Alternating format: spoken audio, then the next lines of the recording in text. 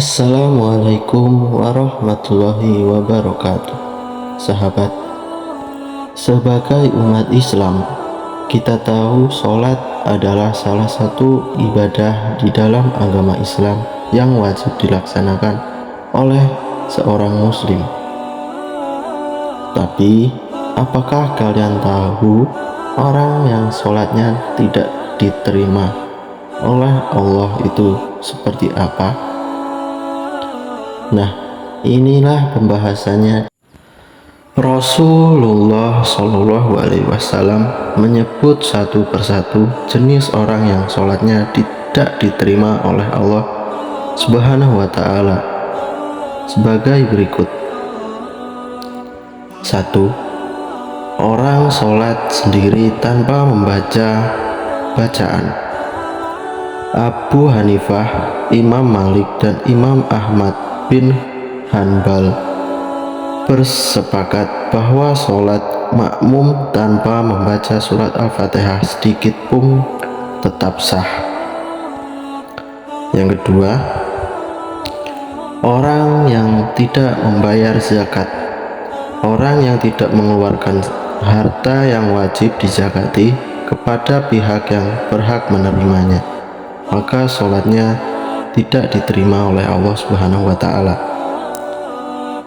Dan yang ketiga, imam yang dibenci makmumnya. Syekh Nawawi Banten memperkuat hal ini dengan mengutip hadis Nabi lainnya. 3 orang yang amal sholat mereka tidak akan melewati telinga mereka, yaitu budak yang minggat sampai kembali kepada majikannya, seorang istri yang bermalam dalam keadaan suami murka, dan seseorang yang mengimami suatu jamaah sementara mereka tidak menyukainya. Keempat, budak yang melarikan diri dari majikan. Budak baik laki-laki maupun perempuan yang minggat dari majikannya. 5. Sholat peminum khamar yang terus-menerus. Syekh Nawawi Banten mengutip sabda Rasulullah SAW, jauhilah khamar karena khamar adalah induk perbuatan keji. 6. Istri yang bermalam sementara suaminya memurkai. Yang ketujuh, perempuan merdeka yang sholat tanpa khimar. Khimar adalah pakaian yang menutup kepalanya. Yang kedelapan, pemakan riba. Syekh Nawawi Banten mengutip penjelasan ulama terkait karakteristik pemakan riba.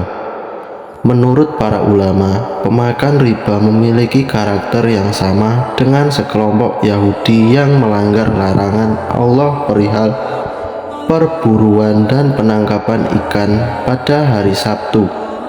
Kedua kelompok ini sama-sama berbuat hilah atau tipu daya, yaitu sejenis memanipulasi atau merekayasa hukum. Yang kesembilan, pemerintah yang zalim.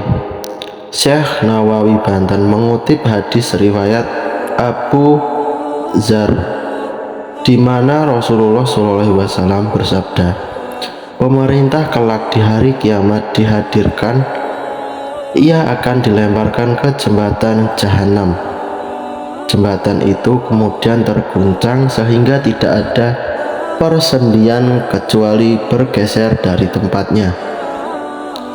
Jika person-person yang dulu menjabat sebagai pemerintah itu adalah muslim yang taat dalam bentuk kebijakan yang adil, niscaya ia dapat berjalan di atasnya. Tetapi jika ia mendurhakai Allah dengan kebijakan-kebijakan yang zalim, niscaya jembatan itu terkoyak hancur yang menyebabkannya jatuh ke jurang jahanam. Dan yang ke-10, orang yang sholatnya tidak mencegah dirinya dari perbuatan keji dan mungkar.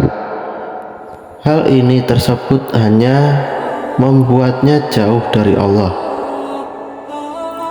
Demikian hadis yang diangkat Syekh Ibnu Hajar Asqalani, yang dijelaskan lebih lanjut Syekh Nawawi Banten dalam karyanya Nasaihul Ibad halaman 70 perihal 10 orang yang tidak diterima amal sholatnya.